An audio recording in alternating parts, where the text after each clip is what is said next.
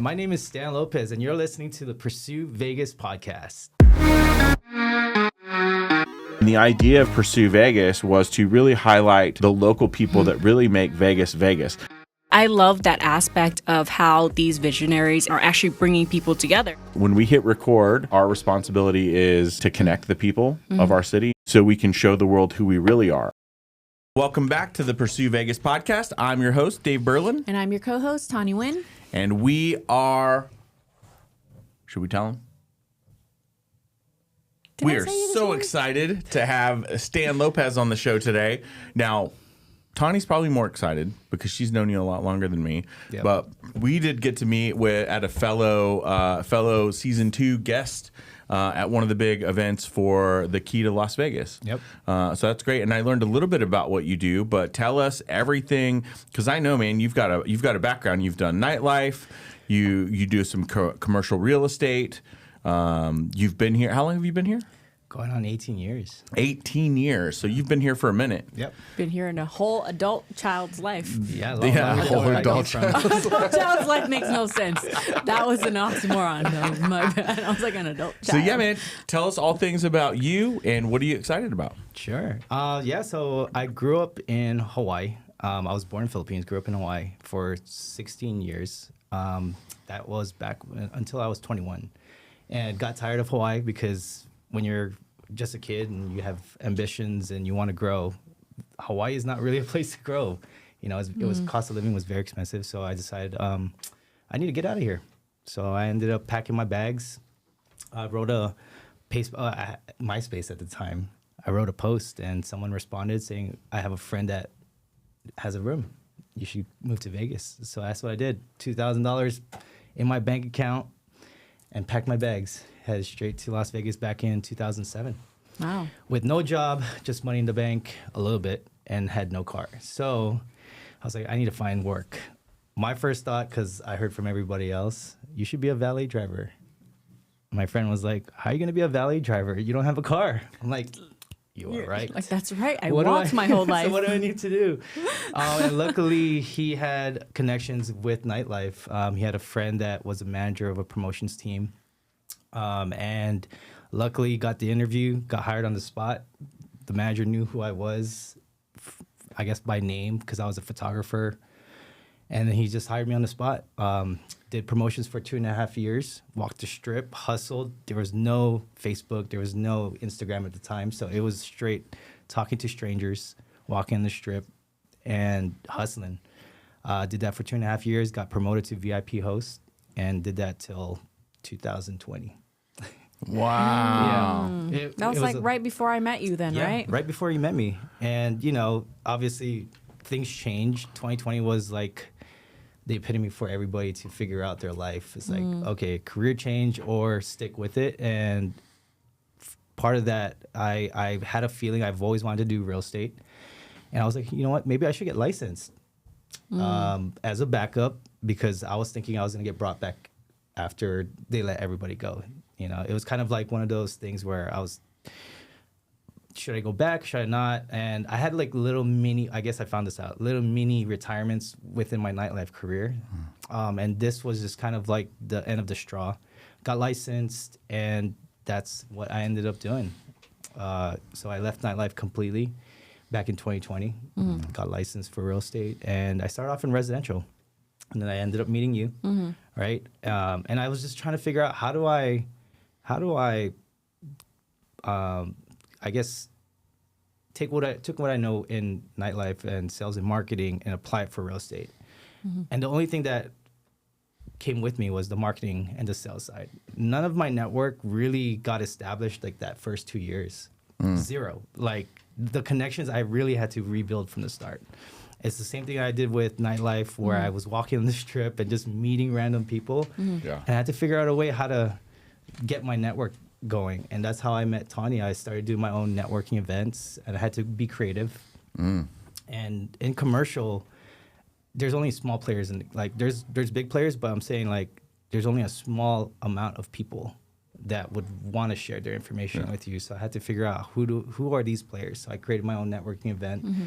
And luckily with that, I ended up joining another mentorship and I made friends in the business.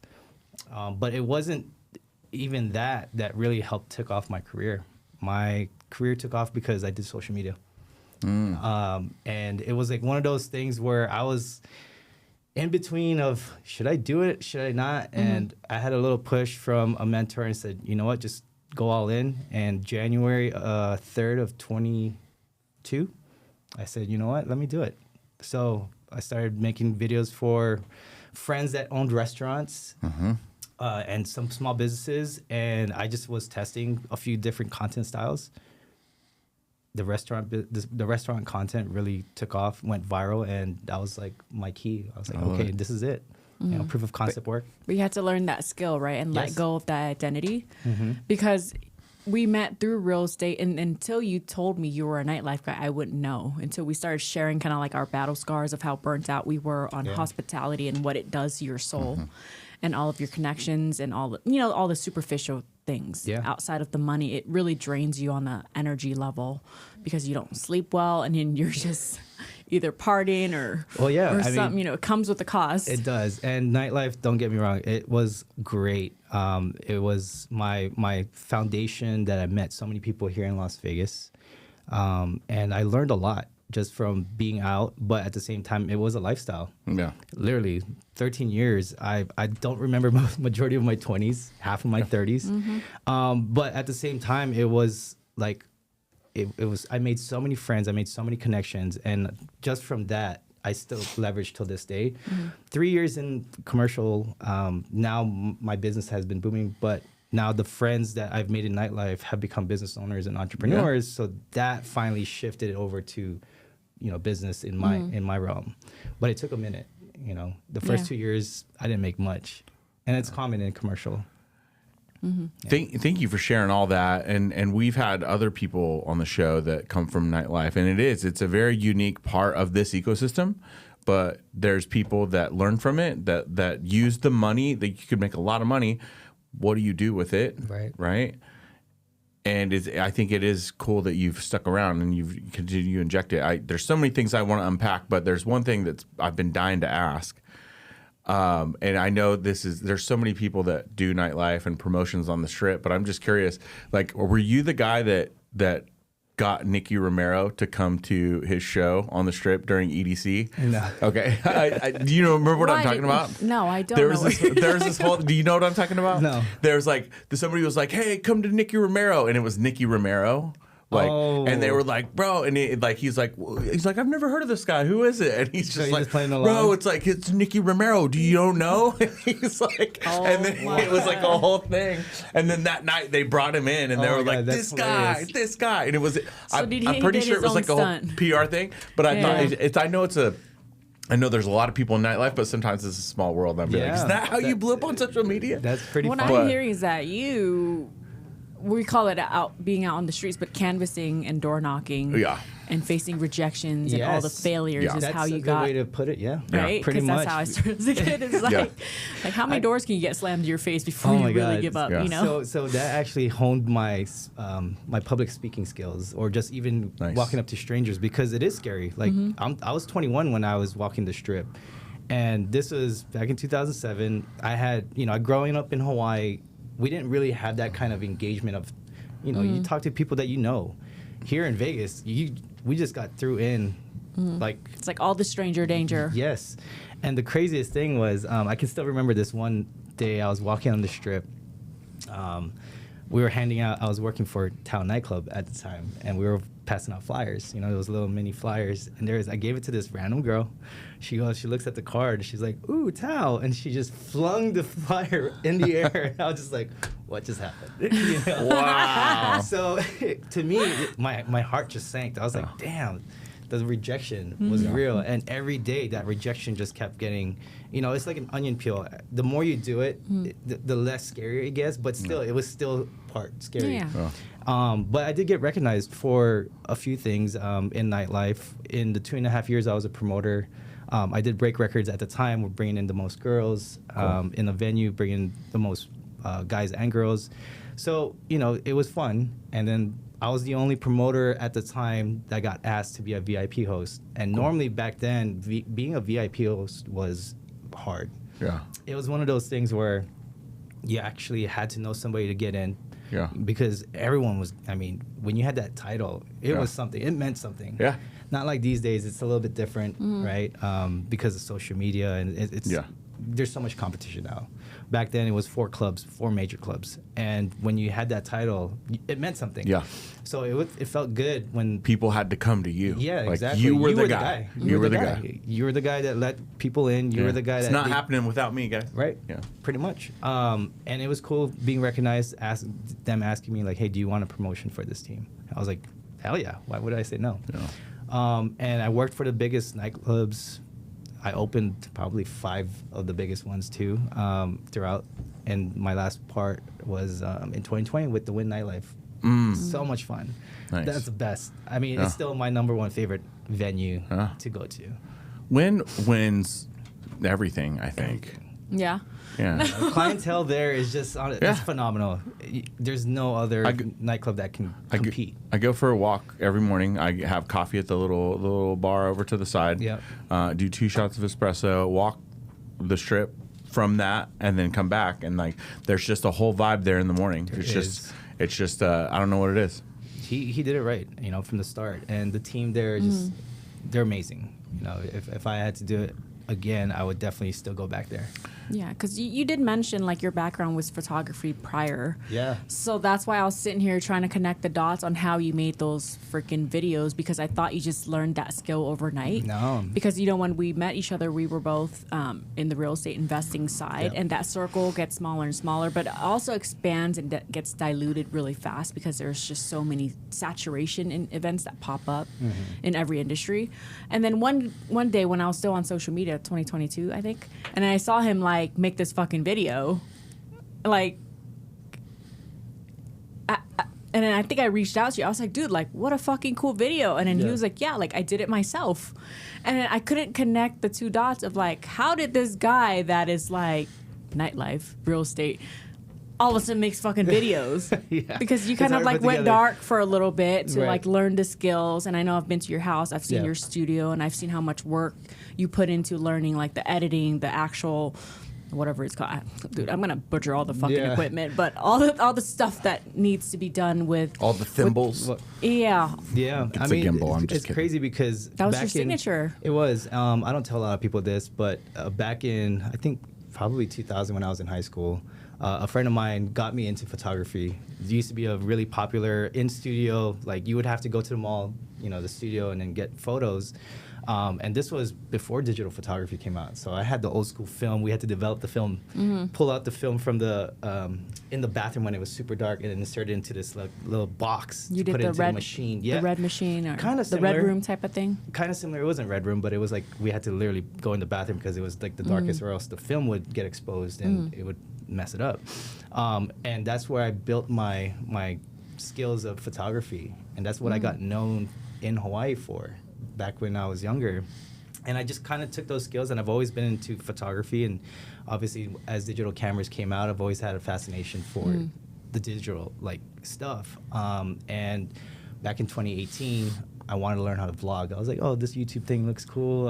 I learned how to vlog on a small little Canon, and I just kind of kept those skills, and I kind of refined it over the years. And then when it became the time when I said, you know what, I'm going to commit to doing content, I used those skills and aligned it, and it just made my own.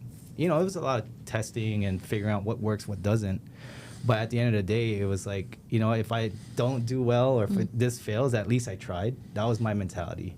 And if it does, my thing was, if I can make a little bit of money from these videos, a little bit of commission, if it can convert, that's a win. And I'm about to close one of my biggest deals off of one video. Nice. It's gonna be the biggest commission buddy. I'm about to close. Hopefully today or tomorrow. Oh, it's already closed. It's already closed. Where are we going to dinner? No, where are we shooting the block for dinner after? Yeah. But I think if you guys don't know, like his signature, or from what I remember, I don't know if your content has evolved since it's my personal decision to step off of the social media platforms. Yeah. So the last that I remember, it was like, hey, excuse me, how much do you pay for rent? Yeah. And it was so signatory, and it's such, I don't know if you've seen his videos. I'm sure you have, right? And at that moment, it's really great to watch your friends transform, because I'm always gonna root for you. Like we're low maintenance friends. Like I don't need to be like, hey, what are you up to? Like every single week, because I'm like, that's kind of annoying. But you know, but every once in a while we see each other here and there, and it's like, hey, what have you been up to? And it's great to see friends grow and transform. Yeah. Not just kind of get stuck in the same cycle. Oh, I'm struggling with this. I'm like, weren't you struggling with that last year? You know. Yeah.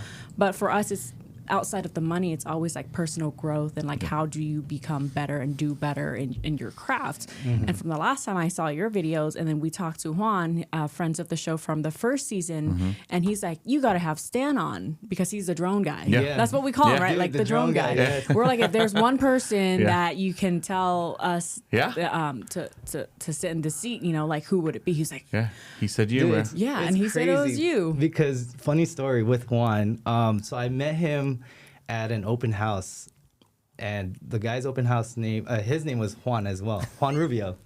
Wolf of Real Estate. I met him through Real Estate. So he invited me to his open house, and then as I'm walking around the corner, we're like touring this big ass luxury flip that he just completed. I see Juan, the drone guy, around, and I was like, yo, this is pretty cool. Maybe I should like, and this is the time I started doing my how much do you pay for rent. So I went up to him, I introduced myself, made friends, and I was like, hey, I think I have this concept. Would you be down to do it? And so I reached out to another friend of mine who has a really nice house in McDonald Ranch, and I was like, hey, Wendy, do you mind if we shoot a video at your place? And I had this cool concept. I pitched it to her. She's like, hell yeah. So that's where the concept came about, and that video went nuts. Like, that's great. I want to say that video went to like 1.5 million views or something with Juan. And from there, that video helped him kind of figure his intro out, because I kind of was like, you know, you got to figure out something to do with yours, because I think your concept is really cool. And the reason why he flies his cars through the video, I think, is because of what we did initially with my friends, Lambo Urus. I was like, dude, you should fly that drone through the window and go through the house and start that way. So from there, you know, he evolved, and I've seen his content, and he's blown up too. You know? I met Juan. I was DJing a wedding. He was videoing a wedding, and he was on a Segway. He was zipping through us on the dance floor on a Segway. This is before he was doing drones, and like I was just like, who is this guy? Like, and he's just never stopped. Like just pushing the limits of what, because there's so much that you can do with a video camera, but there's so much more you can do with a flying video camera and a Segway, like, and he just pushes the limits. But he's such a good person, and he's always down to collaborate however he can. He's just like, I don't care, let's go. Yeah, and that's the thing, right? It's like when you collab with these other creators, it's like they have a different network of people that watch them, and once you collab together, it's like you get their network as well. And going back to the concept of what really propelled my business was the concept of how much do you pay for rent in Las Vegas. And I actually took that concept from another creator in New York. Shout out to Caleb Simpson if you're watching this. So he does the how much do you pay for rent in New York, and he goes up to random strangers in New York and tours their apartments. And I was like, man, what if I take this concept, apply it to small businesses here in Las Vegas, and put my own twist to it on the commercial side? Because there's nothing, I always tell this to everybody that asks me, like, what's sexy about commercial real estate? I'm like, nothing at the time. And then I said, well, technically restaurants are sexy because it falls into commercial. With small businesses, you can make food look nice, right? And food's a universal language. That's why a lot of my videos get a lot of shares, because of the food. But it's not, I don't sell myself when I do these concepts. I sell the business. I sell the small business owner that I'm featuring. I don't talk anything about me. And I think that's what really gets the engagement, because they're curious about how much does it really cost to start a small business or whatever I'm featuring. But they're curious about the person I'm interviewing. And I don't sell anything when it comes to me. It's all about them. And people get curious, like, who is this guy? So that's when they look into my bio, and they're like, oh, this guy does commercial real estate. So that's how I generate my business. But they think you're a videographer / editor first, because you lead with the value. And everything else you do in integrity, it's just a byproduct to that. And that's what I mean by, like, there's a lot of people that dilutes like so much of what they do because they don't have anything to offer first. They kind of lead with, like, the the other side, the dark side of networking is like, here's my card, here's what I do, call me. And I'm just like, I don't know, man. It's like, maybe let's take it old school and just court each other first and get to know one another and just sit down, grab a cup of coffee or something first and just tell me about you, tell me about, things that are important to you. What are your values? And we've been hearing a lot about people in this town that's faster on the churn and burn, very transactional. It's like, how do I make dollars off of? It's a very transactional city. And other people that host events, people just become head counts to them. And, and we see both sides of that equation on like people who are taking communities forward versus people who are just kind of pulling back because now other people that's experienced that level of exposure gets a bad reputation about what networking truly is and how can we offer value and add to each other's, businesses or just in life in general. Cause it's life is short, so it's harder to find friends out here than ever before, even though social media followings numbers are like much higher, but people are just more disconnected in real life because, you can look at someone's social media page and be like, oh, he's got hundreds of thousands of followers. He must have tons of friends. But like, as you get older, your circle actually becomes smaller. Yeah. Right. And I think just from living here for so long, I've made so many connections and friends throughout the entire world. I can go to Australia, I can go to UK, I can go Canada and call friends that I've met during my time in nightlife, and I can, they're still friends, but we still stay connected because of social media too. But yeah, just going back to the business or the content side, like that really helped everything, and I've met a lot of friends through that, and I can share ideas from what I've learned from just making content. And it's not easy, and I can see why everybody doesn't want to do it because learning to just point a camera at yourself in public is scary. Yeah. Right? Even I was recording this guy the other day, and I was just pointing my phone at him, and he was getting just nervous from me doing a small little interview. And this guy, is a bartender, talks to people all the time. But once you put that device in front of somebody, it's like they feel so different. Yeah. Right? That's me. I'm the weirdo. Well, and I feel like a lot of times people overthink it. I've been very fortunate to put myself in front of the camera a lot, but also like just be on the other side of it for other people sometimes. And it's like every time I think, at least the reason why we did this show is like we have a responsibility. It comes with the responsibility that we want to show the rest of the world a different side of Vegas that they might not be exposed to. I really love what you said about like you would always flip the camera on the person that owned the business. There's a million things that I think I would love to talk to you about because there's all the great restaurants. That's the whole point of this show is that we want people to see what it's like to start a business here, to grow a business here, to start a family here. For the people that have left and come back, why? I think so many people see a certain side of Vegas, and this goes out like the foodie influencers, the ones that are like, look at me, I went to this spot, watch me eat this dish. Here's what I thought of this thing. It's like, cool, but then you kind of start to know who they are and what they're going to say all the time. Yeah. And that's fine. Some people are compelled to that. But to me, it's like, I want to hear the story. Like we had one of the people that we had on the show was like Vincent Rotolo from Good Pie. And like, I've heard fragments of his story, but then when he really got into it and I'm like, wow, that guy chose to come here and build here. Why? Yep. And you learn a lot more about that kind of perspective. So for you on I also like how much do you pay for rent, because that puts things into perspective too. Yeah. Right. There's this girl I want to get her on the show. She's part of a network that we're a part of. I haven't seen this on. Maybe it's just the algorithms. This is what's got me.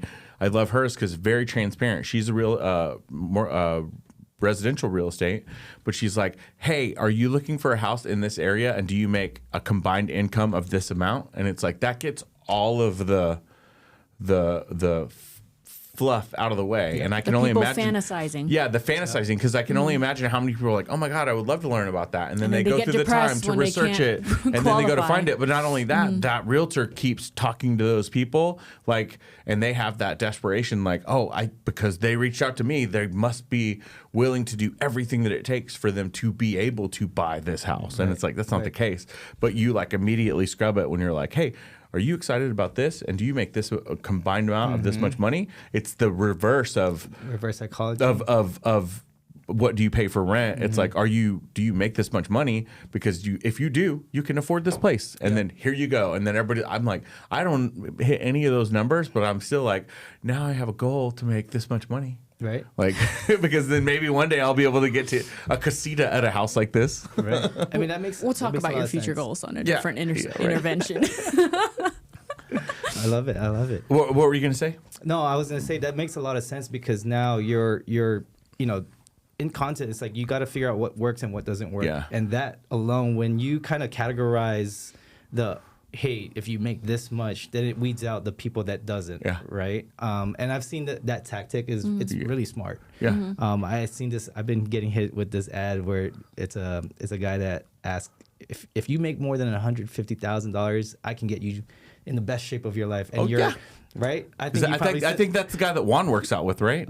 I mean, maybe. Yeah, I think it is. Maybe. And that's a good way to kind of segue, like, because you're now weeding out the people that doesn't make that, right? Or the ones that are serious, do make a lot of money above that certain price, and then you're just focused on them. You're targeting an audience. Well, this is going to be very meta. I'm going to go into this thing, and this might not even be real, but let's say that a view counts after somebody's watched it for 5 seconds. If you're able to get people to get off in 5 seconds and all you had was 40 views, but you also, that created like 16 transactions and you made $16,000 from 40 views, somebody that doesn't know anything about social media is like, but he got 400,000 views. And it's like, yeah, but how much money did he make? Right. He didn't make any because it was 400,000 people that watched the whole video that he never said anything about price. He never said anything to get people. Like, don't watch to watch. Like, get off my page. Like, some people take that psychology on it. So absolutely. It's like, here's who it's for, here's who it's not for. Well, going back to that, it's kind of funny. So when I used to do Facebook marketing ads, you can see those analytics, like the people that watch a certain variation of duration of your video, and you can actually retarget them based on the amount watched, right? Like those small little data, I get into that stuff, and that's what I kind of reverse engineer a lot of these videos that I love. This is my little hack. I'm gonna share it with you guys. So I'll take a video that I really like from let's say a foodie creator, and I'll download their video. I'll take their script and I'll extract that script. I'll put it in ChatGPT. And then from ChatGPT, I'll ask it a question like, reverse engineer this script and tell me exactly like the style of the script. So they'll tell me if it's storytelling, if it's casual, and then I just have it rewrite it and make it my own, right? And these are like my voiceover hacks that I've been doing recently, because it helps cut the time of my production. Like I don't have to think about what I have to write. I just got to take the script, put it in my software, and then I'll just drop in my clips that I like within, and that matches within that timeline. That's one way I've edited. The other ones I've done in the past with the How Much Do You Pay for Rent, I took his videos, like his top 10 most viewed videos at the time, and I literally downloaded it, reverse engineered, I chopped it up to make sure like, okay, how long is his introduction, how long is he staying on each clip? Is it 3 seconds, is it 5 seconds? And I dissected like, was it 90 seconds long, was it only 60 seconds? So I really went down to like those of the content, and I've put it in place. I was like, okay, this is how much he's been doing, and that really helped build my trajectory of how I should do content for these, how should I make these videos, and I just refined it over time, but that's pretty much what I've done. I don't know how everybody else has done it, but that's my little secret. You guys both know I geek out on data, so See, you and I both know, like, we geek out on shit like this, but the thing that I can't emphasize enough is that people can hear these things and think they can do it, but they refuse to sit down and do the work because it comes down to fantasizing. And there's all these new entrepreneurs that like, I'm going to do this thing because Stan Lopez did it, so I can do it. But they don't take the time to dissect and to chew and to break down and to spend time and to marinate in and whatever you want to call it, and to revise and to just keep going and grinding and refining, and then they just do it one time, and if they don't get the result, they're like, Stan sucks because whatever he was selling. You know what I mean? So I think it's the time to do the work. It's grit times time is the amount of effort you need to put in. And if it produces results or not. So one is a mindset and an execution, and instead of behavior, one is just linear in time, how much time you're willing to spend on something. That's a good point. Yeah. You know, so I think a lot of these points, unless we emphasize on it, like people, they're like, I'm going to do exactly that and expect the same exact results. And I'm like, similar inputs does not equal to similar outputs. Well, because you've spent years doing it. Mm-hmm. Even like metaphorically, I love metaphors, right? Like let's say, because right now you're doing good. You've got the rhythm down. You've got your process. You're driving a Ferrari, and some people are going to be like, "Wow, that guy's driving a Ferrari." Like when I have a Ferrari, I can start, and you're like, "Bro, I started in a Hyundai Sonata." Yeah. Like, what was your first camera? Like, who cares? Like, I picked up a camera and went. Mm-hmm. So many people are like, what camera do you have to use? Like, whichever one you feel comfortable with that you can afford to turn it on, take a picture, and put the picture out there. Yeah. That's like the start. Yeah. So there's a question right there, like advice for people that have the thing, or they see the vision, or they get excited about something and they're trying to get going. Or they're stuck. What piece of advice would you have for people to move the needle forward or move in that direction? That's a good question. If I had to go back to that when I first started, it was just do it. Pick up the camera. It doesn't matter if it's an expensive one, if it's your iPhone. And to be honest, I film everything with my iPhone. I have a very expensive camera at home, and I barely use it compared to my iPhone. But going back to it is just put out the content, and it doesn't matter of how frequent you're doing it, as long as you're getting started and saying fuck it, you know, because that's exactly my mentality when I first started. I was like, if I'm not going to start today, I'm never going to start. No. You know, just hit that record button and just get to it. Even if people don't see it, start a new account. Yeah. Post it up on there just to get rolling. Get the reps. Yeah, get the reps in. Because once you start getting the reps in, it becomes easier over time. But if you don't start, you're never going to. Yeah.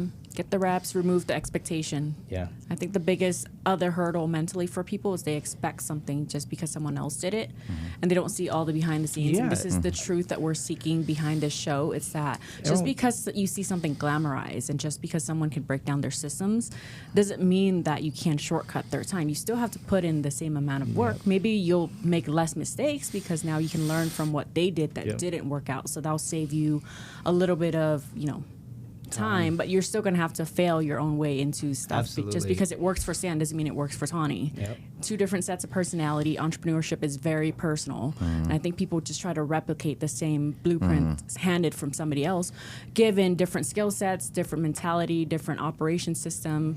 I think behavioral discipline. I can go into all of that level of focus. Discipline. You're right. Yeah. And it's like just because you say discipline, it's different to you than your discipline means to me. Right. Because you wake up at a different time doesn't mean you can't execute. We had this conversation, right? Absolutely, yes. You're like, just because I don't wake up at 5 a.m. doesn't mean I can't start and be really productive for a certain amount of hours. But people are like, I put in 16-hour days from like 4 in the morning to like I don't sleep. I'm like, you're probably more productive putting in 4 hours of focus work rather than you grinding for 16 hours and you're just buffering in between trying to catch a breath and just catching up on life. And it's just, so I think that's something that I would love to talk about, right? Yeah, for sure. And I get that. And there's a lot of people that expect nowadays that it's going to be instant gratification, because we're in a world where TikTok really messed us up with, scrolling and like even my daughter right now, like everything she expects is right away.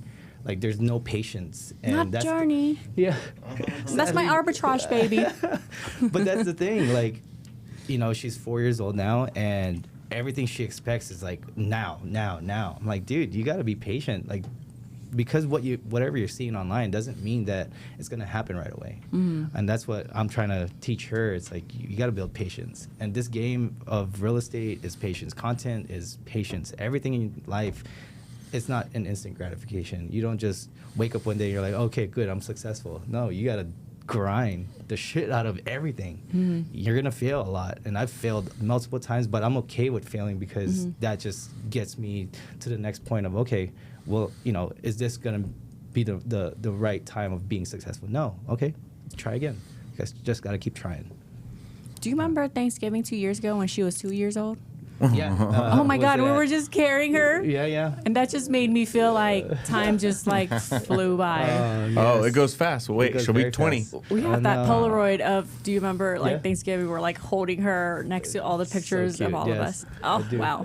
So let's talk a little bit about the industry itself, because we've talked with a lot of people. Of course, there's no shortage of real estate, residential real estate people.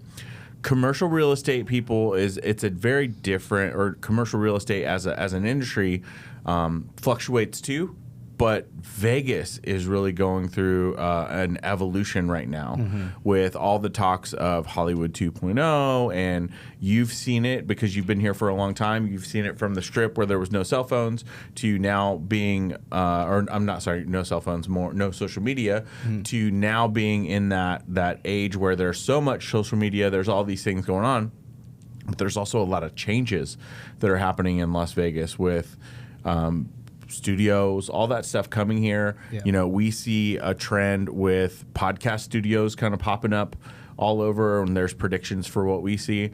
I've made the joke that Vegas is 3 HBO television shows happening all at once. It's Silicon Valley, Entourage, and Ballers. Like literally all 3 TV shows happening at the same time. That's funny. Right? None of them Tawny has seen. Yeah, right? Tawny has no reference. We should watch that for homework. Context. But and you've been here for a long time. So, and you've crossed over industries. What are you excited about? What do you see as the biggest challenges that we have coming? And then feel free to just really hit off on what you see in that industry of commercial real estate, and how, like, what are the misconceptions that people might have when they're comparing commercial real estate in their community if they're thinking about coming here? Well, every market is very different. You know, obviously it's like residential. Our market's not going to be the same as somebody else's market. Same in commercial. It's all based off of the amount of people that thrive in the city, build businesses out here. Commercial is very unique. There's so many different asset classes, right? And I think what I'm excited about is the growth of Las Vegas. There's a lot more arenas coming from the sports teams, which is huge. That's going to bring in a lot of money into the city that we can focus on. But the downside of that is our exponential growth of Las Vegas is causing a lot of new construction, right? There's another freeway being developed on Summerlin side. But I think commercial real estate it's a different beast. As I've gone in this industry for now going on 4 years, I'm still learning. Like every day is a learning experience for me. I probably haven't even touched as much as I've really wanted to.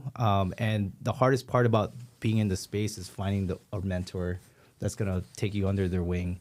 And that's why there's not a lot of us. We don't compete with a lot of people. It's the same players in the same industry. I primarily focus and specialize in retail and industrial. I can do multifamily, I can do office, but it's not really my forte at the moment. I started off in multifamily. That's where I really got like meeting the people in my network. But essentially, our market is no longer that hot spot for multifamily just because of the growth that we have. All the good locations for multifamily has kind of dispersed or been bought up, and prices have gone up per unit. But for me, I think the misconception for commercial real estate is that it's easy to get into, and it's not. It took me 2 years to find the right mentor that I'm with right now. Luckily, his family has been doing development for over 40 plus years. And I primarily focus on leasing. So I help small business owners find spaces, right? If you're like, hey, Stan, I need a restaurant. Sure, let's go find one. That's like my thing. So restaurants are in your wheelhouse. Yes. Perfect. Obviously, because I do a lot of content with food. Yeah, that's what I thought. So a lot of my restaurant business owners reach out to me for that. Cool. And then also industrial, because there's a lot of friends that need space to stock for warehouses. You know, they need office as well. So we consider those as flex spaces. And as the city grows, there's more. I've been hearing a lot more tech companies bringing their businesses out here because of the tax. What was I going to say? Incentives, yeah. Yes, tax incentives. Yes, correct. And that's a great thing for us because now there's a lot of land that, well, technically there's still good amount of land that we have been underdeveloped, but with commercial, it's based off of zoning. So if you notice, like when you're driving around Las Vegas, there's only certain spots that you're allowed to build big, tilt-up concrete structures or industrial warehouses because you're only allowed to build it in that specific zone. You can't just plot a warehouse in the middle of like a residential area unless it's zoned for it. But yeah, I mean, it's a really, really unique industry. It's fun. But if you can find the right team to work under, I've myself worked for a brokerage that I can still do residential if I want to. And I could go to a firm that's 100% commercial, but the downside with that is you're working with a bigger team. Your commission is cut by half. And I took the other way where I want flexibility. I want control with the business I do. I don't want to be put in a handcuff saying, hey, Stan, you can only sell office space. You can only sell industrial. No, I want to be able to sell whatever I want to sell. Yeah. And that was my thing. Yeah, depending on the needs of your relationships. Exactly. Because that's essentially, I think when people get started, there's a lot of people getting their real estate out here. And the ongoing joke is once you retire or graduate from the hospitality industry, you go into real estate out here. So, It's a fact. it's a fact. Like, I'm not going to Be like, no. invalidate that fact. You did bottle service and now you're a realtor? Well, the thing is, I'll tell you this. A lot of the skill sets that we've learned in nightlife apply for real estate. You're talking to people constantly. You're building that Rolodex, right? You're meeting people face to face and you're having engagement all the time.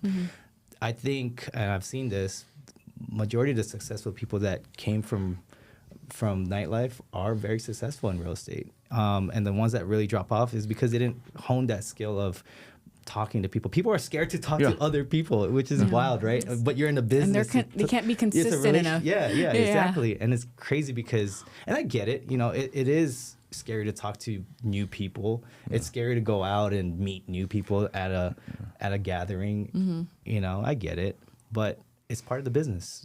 Well, I think too, and I don't know, maybe I could be just creating a whole scenario in my head, but like in the best case scenario, you're in nightlife, right? And you, even though it's, hey, you looking to go out tonight? Hey, like you finally get someone and they're like, you know what, we are. And they're in from Bumsville, Idaho, and they have a great experience, like a lifetime experience at your nightclub.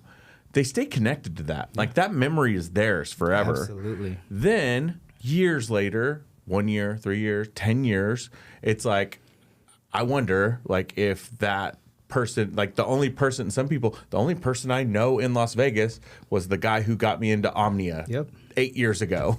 And it's like, hey, I'm not doing that anymore. Let me connect you with this guy. I'm in commercial real estate now. Exactly what's and happening it's right exactly now. like, oh my gosh, like I know somebody who's moving to Vegas and they're starting a thing. We're looking like, to move to Vegas. Like, can you help us? Yeah. So this is I'm gonna give sort of that advice or just understanding to people on both sides.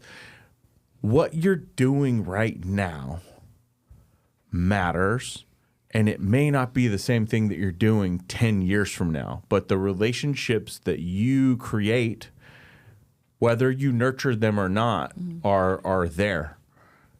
They can come back at any time. So if you would have been somebody that was like shitty to them in their experience, or you just tried to get them for extra, like, cool, they had a good experience, but they didn't have the best experience of their whole life. That's not an exchange that they ever will have back with you again, right? It's just like, so what you're, and this was the hard truth for people, pandemic.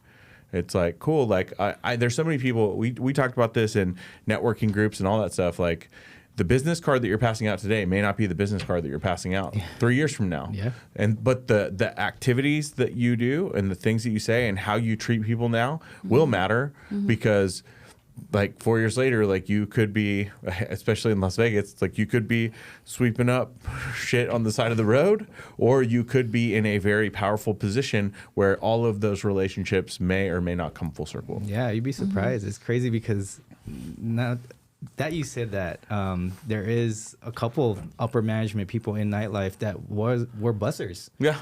And now they're like VPs of the nightlife, which is wild. And that's over the years. So that was my thing when I first came to Vegas. Is like, don't burn bridges, build relationships, and shake hands with as many people as possible, because that will take you very far in this city. My favorite thing is play long-term games with long-term people. Yeah, absolutely. So Or relationships or rocket ships. Thank you, Mike Kim. you haven't brought up Mike Kim in a very long time. We have not. What's been happening? Sorry, Mike Kim. We ran out of time. That's like his favorite idol. The reason we met. He used to bring him up every other episode from a place of. Yeah, we'll bring you back. We'll bring you back. We'll bring you back, Mike. Yeah, and I haven't heard about him. He's been spending time crying on the episodes and stuff. It's not even over Mike Kim anymore. He's moved on. Well, actually, so I love it. in that vein, like one of the things, like I spoke at an event recently, and I still talk about Mike every day. It's just not always on the show, but now here we are. It's like yeah, you like it does. Relationships are rocket ships. Like it matters. The stuff that you, and even the stuff that you learn from those people can carry on for a long time. Yes. So it's the exact same thing. Like I met Juan 5 years ago, and it was like when we were doing the first round of stuff. He was one of the first people I called, and he just said yes. He's like, I don't even care what it is, bro. If you're doing it, take the opportunity. I'm down. I'm down. It's like we met 4 years ago. We don't always stay connected in the activities that we're doing. Always running into the same circle of events. But guess who I call, right? Yeah. And guess who goes like, hey man. now I got to get down into it, man. This is some serious business, right? When it comes to restaurants right now, where's your hot spots? Where's the good spots that you know about that we may not? Man, my newest favorite right now is in Town Square. Okay. The Guest House. Everybody keeps talking about Guest House. Yeah. I've heard of it, yeah. Hands down, they have been so consistent from day one of grand opening. Okay. And this is a test for a lot of the restaurants that have grand openings, right? Like they could be great grand opening because obviously you're celebrating your restaurant. You're going to send out the best food and give the best service. But it's about the consistency after that. Yeah. Right. And they've performed consistently every single time. Okay. I've been there now probably 6 times. I'm actually going tonight again. I know somebody who's going tonight. Yes. And it's the ambiance, it's the service, it's the food. They have marketing, which is great too, but at the same time it's all about service and it's all about the food. If it's consistent and you give great service, people are always going to come back. And especially word of mouth. And from somebody that's been there 6 times. Yeah. Without me. And that's not little petty. Should I be petty? We should come. We should go. But yes, that's my favorite one as of now. Cool. We have a underlying theme here sometimes, and it rhymes with pizza. What you got any dope pizza spots that you're a fan or favorite of? I would say Lucino's Pizza. Okay. Lucino's Pizza off of Trop and Pecos.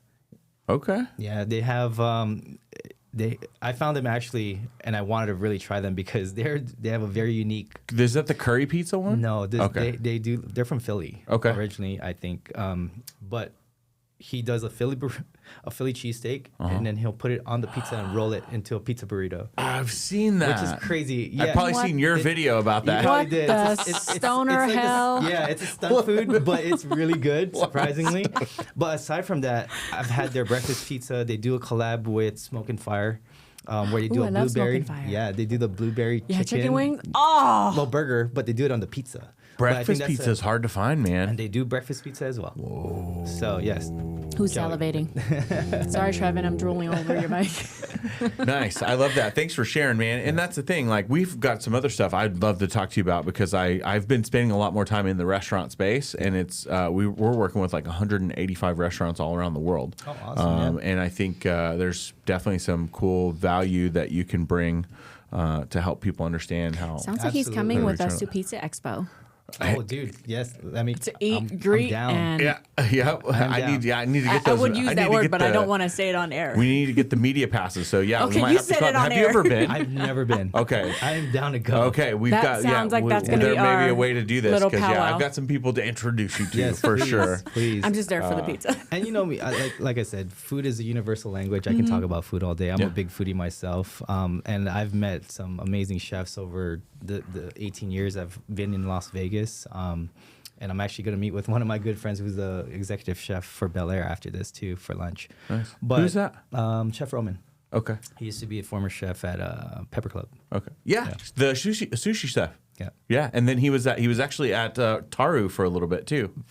Probably, I don't know what Taro is. It's at Taru Sushi. It's right It's over one of by his favorite sushi it's places one of in my Chinatown. secret spaces. Oh, yeah. okay. Yeah, It's not a secret no more. Yeah, right. So that's what I do. Shout out to June at Taru.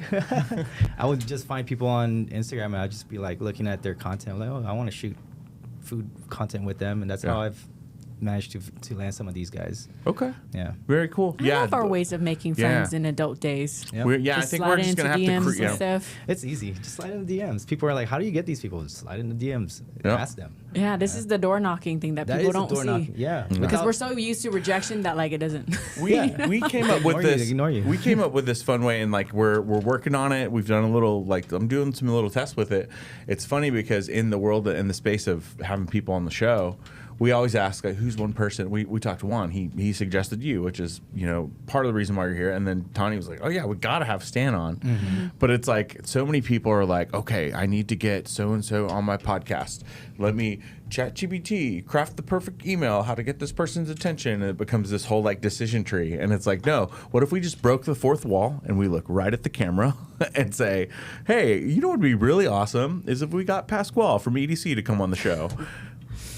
And then like we send that into the DM, not just hello Pasquale, like because how many DMs do they get like that? Right. So then it's like I don't know if you've ever done that, but like for you, I would assume that most people are like, who is this guy? They immediately look at your content and they're like, yes, but it's just like break that fourth wall. They got to do like a little vetting process, right? Maybe a little less awkward than what Dave has been doing. I mean, I make it hilariously awkward. You have to tilt the head. But that's the good thing about these podcasts is like it's all about connection, right? And just asking who's the next person to jump on. Yeah. I mean, that's why I'm glad you guys brought me on the show too, and shout out to Juan for giving that recommendation. I know, and then we saw each other probably a few weeks after, and I'm like, synchronicity, man. Yeah. It's like, dude, I was just thinking about you. When we went and then when I saw you, I was like, and that was right when I lost all of my contacts. So even when he was like, hey, do you know how to get in touch with Stan? I was like, I can slide into his DMs or I can like figure out how to contact him. And then I bumped into you at Tim's event because it's a small circle. It's crazy because it's really funny. And it's funny that you guys had Tim before me on the show, but I've met Tim a couple years back, probably 3 years ago, through a referral from my friend from Canada that I used to take care of in Vegas. Yep. And they always contact me for probably almost 17 years now since day one. I've always been their plug. And he's like, the guy was like, hey, I have a friend that's coming in town. His name is Tim. He's starting this business, blah, blah, blah, for the key. And that was like almost, 3 years ago. I love it. And it's funny you guys met him. Yeah, this is a full circle moment. So does the key work at Guest House? I'm trying to. How do we? Yeah, there we go. You can just call me out. I'll get you guys hooked up. We're good. If you want to reach Stan, it's his phone number is speed dial 4. Right there it is. We got you. Talking about what's coming up next, like what are you excited about in the next few years for you and the Vegas market out here? What am I excited about? I'm just excited for the Vegas market. I'm really excited for the Universal Studio. That one's going to be really, I think that's going to draw up a lot of attention right next to Area 15. Mm-hmm. I'm sure you guys probably seen it as you're passing by. Yeah, heading north. That's going to be Scary Town too, right? Yes. I forgot what it's called. I don't know what it's called. I just call it Scary Town. It's called something. But they have some pretty unique. It's a horror thing. Yes. It's a year-round horror thing. All year round. Yeah. So horror or horror? Horror. If you drop the second or, it's getting weird. No, that's across the street over at the old Artisan Hotel. Yeah. Well, down the street, yes. Well, now it's a consumption lounge. Thank you very much. True. But I have heard some wild stories there. I've written some wild stories there.